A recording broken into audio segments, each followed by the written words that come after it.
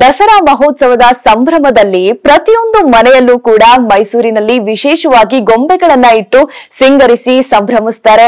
ಅದಂತೆಯೇ ನಾವು ಇಲ್ಲಿ ಒಂದು ಬೊಂಬೆ ಮನೆಯಲ್ಲಿ ಇದೀವಿ. ಅದ್ಭುತವಾದ ಬೊಂಬೆಗಳನ್ನ ಬಹಳ ವಿಶಿಷ್ಟ ರೀತಿಯಲ್ಲಿ ನೀವು ನೋಡ್ತಾ ಇದ್ದೀರಾ. ಇದನ್ನ ಈ ರೀತಿಯಾಗಿ ಸಿಂಗಾರಗೊಳಿಸಿ ಇಟ್ಟಂತವ್ರು ಗೀತಾಶ್ರೀ ಅವರು ನಮ್ ಜೊತೆ ಇದ್ದಾರೆ. ಅವ್ರ ಜೊತೆ ಮಾತಾಡ್ಸೋಣ. ಮೇಡಮ್ ನಮಸ್ತೆ. ನಿಮ್ಗೆ ಮೊದಲನೇದಾಗಿ ಅದ್ಭುತವಾಗಿ ಗೊಂಬೆಗಳನ್ನ ಇಟ್ಟಿದ್ದೀರಾ. ನಾವು ನೋಡ್ತಾ ಇದೀವಿ. ಸಾಮಾನ್ಯವಾಗಿ ಗೊಂಬೆ ಇಡೋದು ಅಂದ್ರೆ ಮನೆಯಲ್ಲಿ ಯಾವ್ದೋ ಮೂಲೆಯಲ್ಲಿ ಒಂದ್ ಕಡೆ ಇಟ್ಟಿರ್ತಾರೆ ಅನ್ನುವಂಥದ್ದು. ಇಡೀ ಮನೆಯನ್ನೇ ಒಂದು ಬೊಂಬೆ ಮನೆಯನ್ನಾಗಿ ಕನ್ವರ್ಟ್ ಮಾಡಿದೀರಾ. ಎಲ್ಲರಿಗೂ ನಾಡ ಹಬ್ಬ ದಸರಾದ ಶುಭಾಶಯಗಳು. ನನ್ನ ಹೆಸರು ಗೀತಾ ಶ್ರೀಹರಿ ಅಂತ. ಇದೇ ತರ ದಸರಾ ಬಂದಾಗ ಎಲ್ಲರಿಗೂ ಬಹಳ ಖುಷಿ. ಹೆಣ್ಮಕ್ಳಿಗೆ ನವರಾತ್ರಿ ಬರುತ್ತೆ, ಅಮ್ಮನವ್ರು ಪೂಜೆ ಮಾಡಬೇಕು, ಗೊಂಬೆಗಳನ್ನ ಕೂರಿಸ್ಬೇಕು ಅನ್ನೋದು. ಅದೇ ರೀತಿ ಪ್ರತಿ ವರ್ಷದಂತೆ ಈ ಸಲ 19ನೇ ವರ್ಷ ನಾವು ಪ್ರತಿ ವರ್ಷದಂತೆ ಈ ವರ್ಷನೂ ಗೊಂಬೆಗಳನ್ನ ಇಡೀ ಮನೆಯೆಲ್ಲ ಕೂರಿಸಿದೀವಿ. ಕಿಚನ್ ಒಂದ್ ಬಿಟ್ಟು ಇಡೀ ಮನೆಯೆಲ್ಲ ನಾವು ಗೊಂಬೆಗಳನ್ನ ಕೂರಿಸಿದೀವಿ. ನೋಡ್ತಾ ಇದ್ದೀವಿ ಆಲ್ಮೋಸ್ಟ್ ಇಡೀ ಮನೆಯಲ್ಲಿ ಬೊಂಬೆಗಳಿದೆ, ಸಾಕಷ್ಟು ಬೊಂಬೆಗಳಿದೆ. ಅಂದ್ರೆ ಇದರ ಒಟ್ಟು ಎಷ್ಟು ಗೊಂಬೆಗಳನ್ನ ಸಂಗ್ರಹ ಮಾಡಿದೀರಾ, ಮತ್ತೆ ಎಷ್ಟು ವರ್ಷಗಳಿಂದ ನೀವು ಈ ಒಂದು ಟ್ರೆಡಿಷನ್ ನ ಫಾಲೋ ಮಾಡ್ಕೊಂಡು ಬಂದಿದ್ದೀರಾ ಅಂತ? ಅದೇ ನಾ ಹೇಳ್ದಂಗೆ ಇದು 19ನೇ ವರ್ಷ. ಈಗ ನಾವೊಂದು 2,500 ಗೊಂಬೆಗಳನ್ನ ನಾನು ಇಟ್ಟಿದ್ದೀನಿ. ಇದೆ ಯಾಕೆಂದ್ರೆ ಅದಕ್ಕೆ ಏನೇನ್ ಬೇಕೋ ಅಷ್ಟು ಗೊಂಬೆಗಳನ್ನ ನಾವು ಈ ವರ್ಷ ಇಟ್ಟಿದೀವಿ. ಪ್ರತಿ ವರ್ಷದಂತೆ ಇರೋ ಗೊಂಬೆಗಳನ್ನ ಇಟ್ಕೊಂಡು ಕಾನ್ಸೆಪ್ಟ್ ನ ಚೇಂಜ್ ಮಾಡ್ಕೊಂಡ್ ಬರ್ತೀವಿ. ಸುಮ್ನೆ ಗೊಂಬೆ ಒಂದು ಗೊಂಬೆ ಮುಖಾಂತರ ಏನಾದ್ರು ಮೆಸೇಜಸ್ ಹೋಗಬಹುದು ಅನ್ನೋದಕ್ಕೋಸ್ಕರ ಅದೇ ರೀತಿ ಥೀಮ್ ತರ ನಾವು ಗೊಂಬೆಗಳನ್ನ ಇಟ್ಕೊಂಡ್ ಬರ್ತೀವಿ.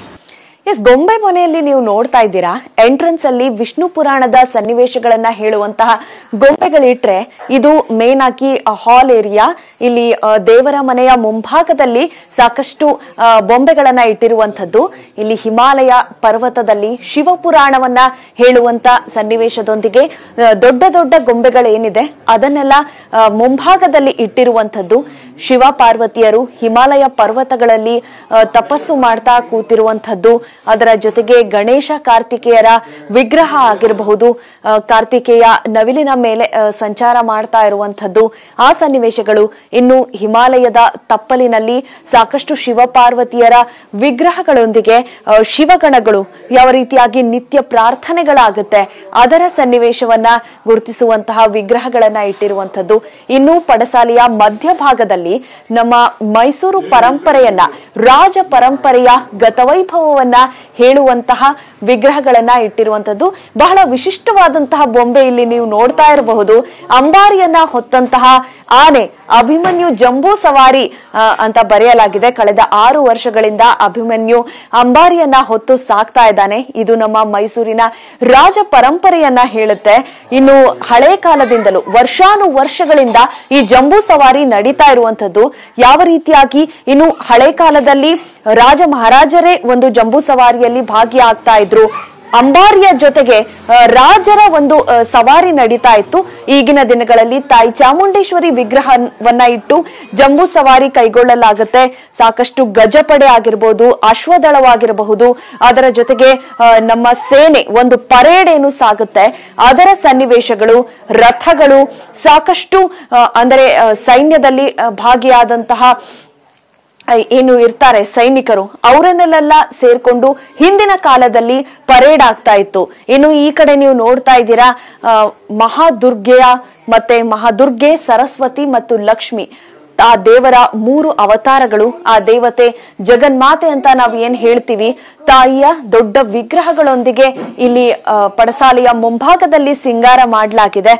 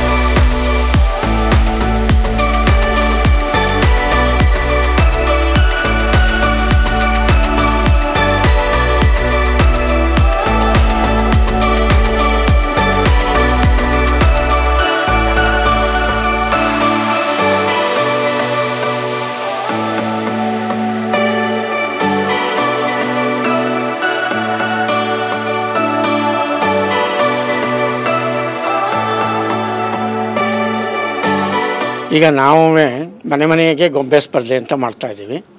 ರಾಜೀವ್ ಸ್ನೇಹ ಬಳಗ ಮತ್ತು ವಿಪ್ರ ಮಹಿಳಾ ಸಂಗಮ ಮತ್ತು ಕೃಷ್ಣ ಕಾಲಿಂಗ್ ಚಾರಿಟಬಲ್ ಟ್ರಸ್ಟ್ ಈ 3 ಸಂಸ್ಥೆಗಳು ಒಟ್ಟುಗೂಡಿ ಈ ಸತಿ ಪ್ರಪ್ರಥಮವಾಗಿ ಈ ಕಾರ್ಯಕ್ರಮ ನಾವು ಹಮ್ಮಿಕೊಂಡಿದ್ದೀವಿ.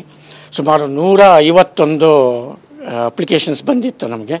ಅದರಲ್ಲೇ ನಾವು ಶಾರ್ಟ್ ಲಿಸ್ಟ್ ಮಾಡಿ 51 ಸೆಲೆಕ್ಟ್ ಮಾಡಿದ್ದೀವಿ. ಆ 51ರಲ್ಲಿ ಈಗ ಎಲ್ಲ ಮನೆಗೆ ಹೋಗಿ ನಾವು ಒಂದ್ಸಲಿ ನೋಡ್ಕೊಂಬಂದು ಆಮೇಲೆ ಅದರಲ್ಲಿ 28 ಸೆಲೆಕ್ಟ್ ಮಾಡ್ತೀವಿ.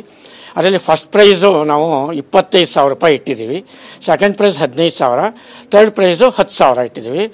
1,000 ಮೌಲ್ಯದ ವಸ್ತುಗಳನ್ನ ನಾವು 25 ಜನಕ್ಕೆ ನಾವು ಕೊಡ್ತಾಯಿದ್ದೀವಿ. ರಾಜೀವ್ ಸ್ನೇಹ ಬಳಗದ ರಾಜೀವ್ರವರು ಆತ್ಮೀಯವಾಗಿ ಕರೆದು ನಮಗೆ ಈ ಅವಕಾಶ ಕೊಟ್ಟರು. ಹಾಗೆ ಗಣೇಶರು ತುಂಬ ಪ್ರೋತ್ಸಾಹ ಕೊಡ್ತಿದ್ದಾರೆ. ನಮಗೆ ತುಂಬ ಖುಷಿಯಾಗಿದೆ. ನಾವು ಕಲಿತ್ವು ಜೊತೆಗೂ ಒಂಥರ ಎಲ್ಲ ಹೋದ ಮನೆಯಲ್ಲೆಲ್ಲ ನಮಗೆ ತುಂಬ ಆತ್ಮೀಯ ಸ್ವಾಗತ ಸಿಕ್ಕಿ ಅವ್ರಿಗೆ ತುಂಬ ಪ್ರೋತ್ಸಾಹ ಸಿಕ್ಕಿದೆ. ಇನ್ನೂ ಇದು ಉನ್ನತವಾಗಿ ಬೆಳೆಯುತ್ತೆ ಅನ್ನೋ ಒಂದು ಅಭಿಲಾಷೆ ಇದೆ. ಧನ್ಯವಾದಗಳು. ಎಲ್ಲರಿಗೂ ದಸರಾ ಹಬ್ಬದ ಶುಭಾಶಯಗಳು. ಈ ಕಾಂಪಿಟೇಷನ್ ಏರ್ಪಾಡು ಮಾಡಾದ್ಮೇಲೆ ಜನಕ್ಕೆ ಎಷ್ಟು ಹ್ಯಾಟ್ಸ್ ಆಫ್ ಥ್ಯಾಂಕ್ಸು ಹೇಳಬೇಕು ಅಂತಂದರೆ, ಹೀಗೆ ಪಾರ್ಟಿಸಿಪೇಟ್ ಮಾಡಿರೋದ್ರಲ್ಲಿ 85 ವರ್ಷದ ಅಜ್ಜಿ, 84 ವರ್ಷದೊಬ್ಬರು ತಾತ, ಆಮೇಲೆ 75 ವರ್ಷದೊಬ್ಬರು ಇನ್ನೊಬ್ಬರು ವಯಸ್ಸಾದವರು ಎಲ್ಲ ಎಷ್ಟು ಇಂಟ್ರೆಸ್ಟಿಂದ ಮಾಡ್ತಿದ್ದಾರೆ, ಮನೆಯಲ್ಲಿ ಜೋಡಿಸಿದ್ದಾರೆ ಅಂದರೆ ನಮಗೆ ಇಟ್ಸ್ ಸಚ್ ಅನ್ ಇನ್ಸ್ಪಿರೇಷನ್. ಅವರಿಂದ ನಾವು ಕಲಿಯೋದು ತುಂಬ ಇದೆ. ಮಕ್ಕಳು ಅವ್ರು ಜೋಡಿಸೋವಾಗಲೇ ಅವ್ರ ಮನೆಯಲ್ಲೇ ಮಕ್ಕಳಿಗೆ ಎಷ್ಟು ಒಳ್ಳೆ ಎಜುಕೇಷನ್ ಅಲ್ವಾ. ಈ ಥರ ನಮ್ಮ ಸಂಸ್ಕೃತಿ ನಮ್ಮ ಸಂಪ್ರದಾಯನ ಎತ್ತಿ ಬೆಳೆಸಬೇಕು. ಇದರಿಂದಾನೇ ನಮ್ಮ ದೇಶ ಉದ್ಧಾರ ಆಗುತ್ತೆ ಅಂತ ನನ್ನ ಅನಿಸಿಕೆ. ಇದನ್ನು ಆರ್ಗನೈಸ್ ಮಾಡಿದ್ದ 3 ಟ್ರಸ್ಟ್ಗೂ 3 ಆರ್ಗನೈಸೇಷನ್ಸ್ಗೂ ನಮ್ಮ ಥ್ಯಾಂಕ್ಸು. ನಮಗಿದೊಂದು ಆಪರ್ಚುನಿಟಿ ಸಿಕ್ತು ನಿಮ್ಮ ಜೊತೆ ಮಾತಾಡೋಕ್ಕೆ. ನೀವು ಬಹಿರಂಗವಾಗಿ ಎಲ್ಲರಿಗೂ ಪ್ರದರ್ಶನ ಮಾಡ್ತೀರಾ ಈ ವಿಚಾರನ. ಎಲ್ಲರೂ ಇದರಿಂದ ಉತ್ತೇಜನಗೊಳ್ಳಿ ಅಂತ ನನ್ನ ಆಶಂಸೆ. ಎಲ್ರಿಗೂ ದಸರಾ ಹಬ್ಬದ ಶುಭಾಶಯಗಳು. ನಾನು ಲತಾ ಮೋಹನ್ ಅಂತ ಜಿಲ್ಲಾ ಕನ್ನಡ ಸಾಹಿತ್ಯ ಪರಿಷತ್ತಿನ ಕಾರ್ಯದರ್ಶಿಯಾಗಿ ಸೇವೆ ಸಲ್ಲಿಸ್ತಾ ಇದ್ದೀನಿ ಮೈಸೂರಿನಲ್ಲಿ. ನಮ್ಮದು ಏನಂದರೆ ಇದು ಬಹಳ ಎಲ್ಲ ಕೂಡ ಮೈಸೂರಿನ ಸಾಂಸ್ಕೃತಿಕ ನಗರಿ ಅಂತ ಅನ್ಸ್ಕೊಂಡಿರೋದಕ್ಕೆ ಮುಕುಟವಿಟ್ಟಂತೆ ಈ ಒಂದು ನವರಾತ್ರಿ ಸಮಯದಲ್ಲಿ ನಡೆಯುತ್ತೆ. ಯಾಕೆಂದರೆ ನಾವು ಒಂದು ಮನೆಯಿಂದ ಒಂದು ಮನೆ ನೋಡ್ತಾ ನಮಗೆ ನಿಜವಾಗ್ಲೂ ಈ ಮನೆಗಿಂತ ಆ ಮನೆ ಚೆನ್ನಾಗಿದೆಯೋ ಅನ್ನೋ ಮಟ್ಟಿಗಿದೆ. ಅದು ಈಗಂತೂ 100-150 ಜನ ಇಡ್ತಾ ಇದ್ದಾರೆ. ಮೊದಲು ಒಂದು 10-12 ಮನೆಗಳಲ್ಲಿ ಮಾತ್ರ ನಡೀತಾ ಇತ್ತು.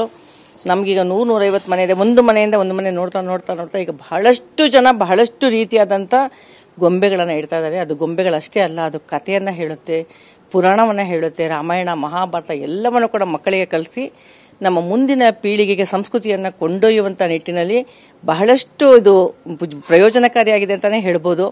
ನಿಜಕ್ಕೂ ನಾವು ಜಡ್ಜ್ ಮಾಡೋದು ತುಂಬ ಕಷ್ಟ. ಯಾಕೆಂದರೆ ಒಂದೊಂದು ಮನೆಯ ಒಂದೊಂದು ಥೀಮ್ ಇರುತ್ತೆ. ನಾವು ಅದು ಪ್ರತಿಯೊಂದು ನೋಡ್ತೀವಿ.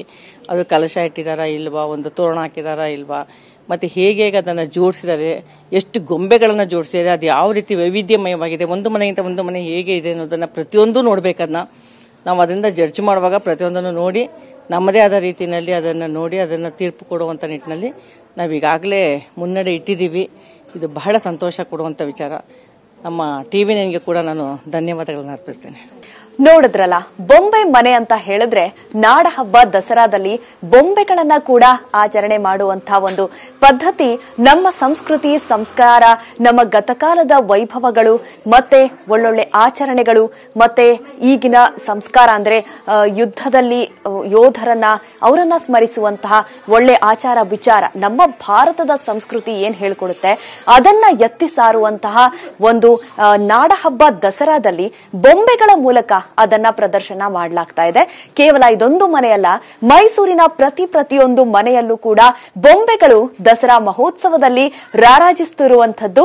ಇದಾಗಿತ್ತು ಇವತ್ತಿನ ಬೊಂಬೆ ಮನೆ ವಿಶೇಷ ಕಾರ್ಯಕ್ರಮ. ಕ್ಯಾಮರಾ ಪರ್ಸನ್ ಮಹೇಂದ್ರ ಜೊತೆ ಅನುಷಾ ಗೋಪಾಲ್ ಕೃಷ್ಣ, ಟಿವಿ9 ಮೈಸೂರು.